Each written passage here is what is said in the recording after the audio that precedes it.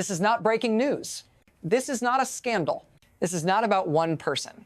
What you are watching unfold is quieter than that and more dangerous, because this is what it looks like when a system is asked to do something it was never designed to do. Not dramatically, not all at once, but in plain sight, under rules that still exist and precedents that don't. There is a comforting assumption most of us carry, that institutions either work or fail loudly, with alarms, with consequences we can recognize in real time. But there is a third state where the machinery keeps moving, the procedures still run, and something essential begins to thin out: legitimacy, clarity, the shared agreement about how power is restrained. If you feel like this moment is hard to name, that's not an accident. Stay with me. Because once you see the pattern, you can't unsee it. And what comes next depends on whether anyone is paying attention. Here is the shift most people miss. The system is no longer being driven by outcomes. It's being driven by procedures under strain. Rules are still being followed. Forms are still filed. Warnings are still issued. But control has quietly moved away from outcomes anyone planned for and toward mechanisms reacting in real time.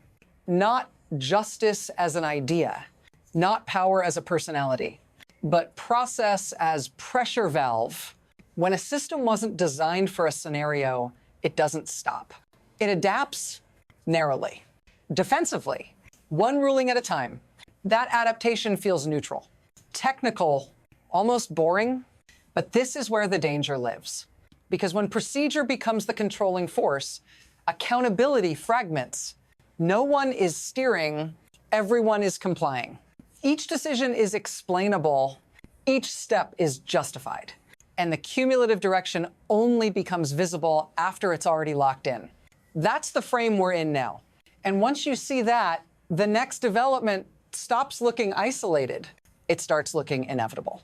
There was a time when this kind of moment would have stopped everything. Before, the assumption was simple. Extraordinary power required extraordinary restraint. Unprecedented situations triggered pauses, delays, negotiation behind closed doors. Now, watch what's changed. The extraordinary has been normalized slowly, procedurally, one exception at a time. Not because anyone voted for it, not because the public agreed, but because the system kept moving. Each time the rules were stretched, they snapped back just enough to seem intact. Each time something unprecedented happened, it was handled as an administrative problem. Managed, logged, absorbed. This is how systems survive stress. And this is how they quietly transform. The most dangerous changes don't arrive as shocks. They arrive as adjustments, small, defensible, forgettable on their own, until before becomes impossible to return to, and now feels permanent. If this feels gradual, that's the point. Because what's coming next only makes sense once this shift has already settled in. Then the system is forced to show its hand, not with a ruling, not with a document, but with enforcement, a courtroom, a judge, a warning that had already been issued, a direct question that required a direct answer. What followed wasn't chaos. It was procedure. When the answer didn't come, the process advanced. Interruptions were noted, authority was asserted, and the mechanism designed to maintain order did exactly that. Removal, not symbolic, not rhetorical, physical. The proceeding didn't stop, it continued. Because under the rules, it can, that's the shock. Not that it happened, but that it fit. This wasn't a breakdown. It was compliance. If this analysis helps you see what's actually moving underneath the headlines, stay with me. Because the story isn't the moment itself. It's what that moment unlocks. This is where the mechanism becomes visible. Judges are not designed to manage political reality. They are designed to manage behavior inside a room. Rules, warnings, consequences. When that room contains unprecedented power, the rules don't expand. They narrow. The system protects itself by becoming literal.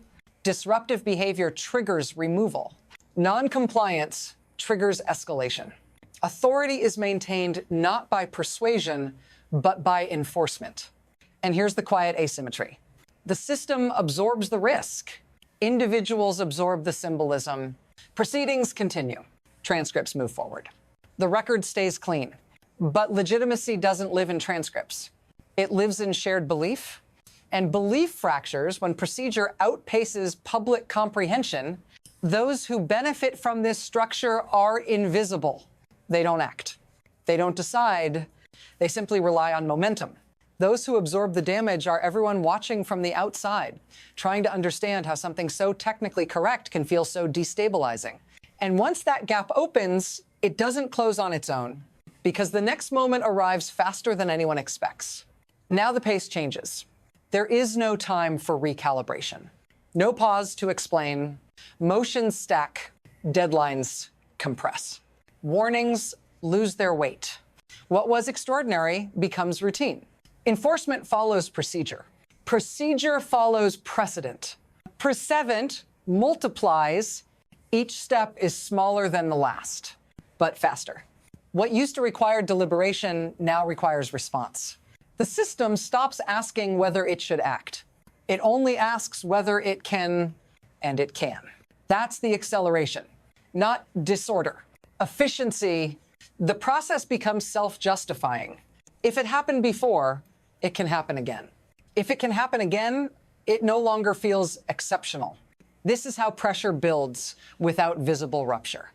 This is how normalization completes its work.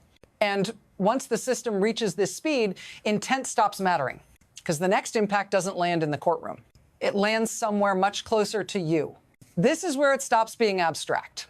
Because the cost of institutional improvisation never stays at the top, it moves downward quietly into expectations, into norms, into your daily sense of what is stable.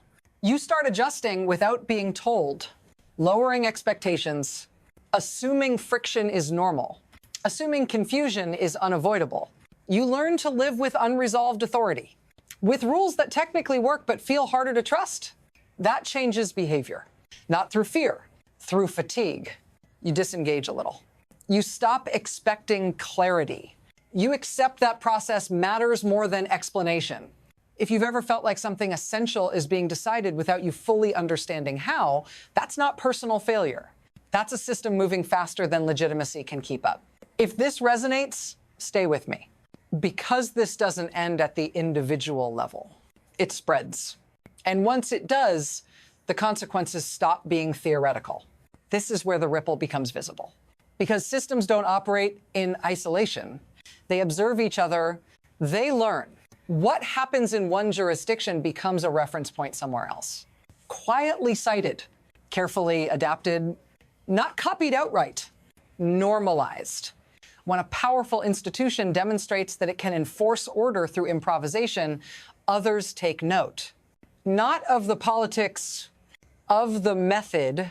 All over the world, courts, governments, and regulatory bodies are facing their own versions of unprecedented pressure. Different names, different laws, same problem.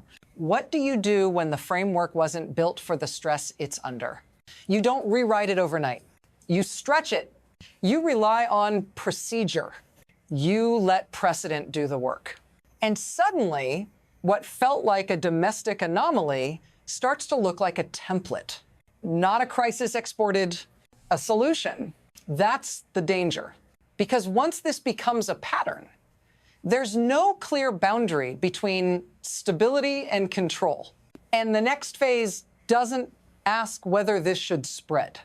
It assumes it already has. This is where the future stops being theoretical. From here, there are three paths. All of them plausible, none of them clean. The first is adjustment. The system absorbs the stress, clarifies boundaries, writes new rules around what just happened. Not to reverse it, to contain it. Stability returns, but smaller, more conditional than before. The second is erosion. No formal change, just repetition. Each precedent cited, Each exception remembered legitimacy, thinning slowly, not collapsing, but no longer assumed people comply. They just trust less. And then there is rupture, not sudden, not cinematic, a moment where enforcement still works, but belief no longer does, where outcomes are technically valid and broadly rejected at the same time.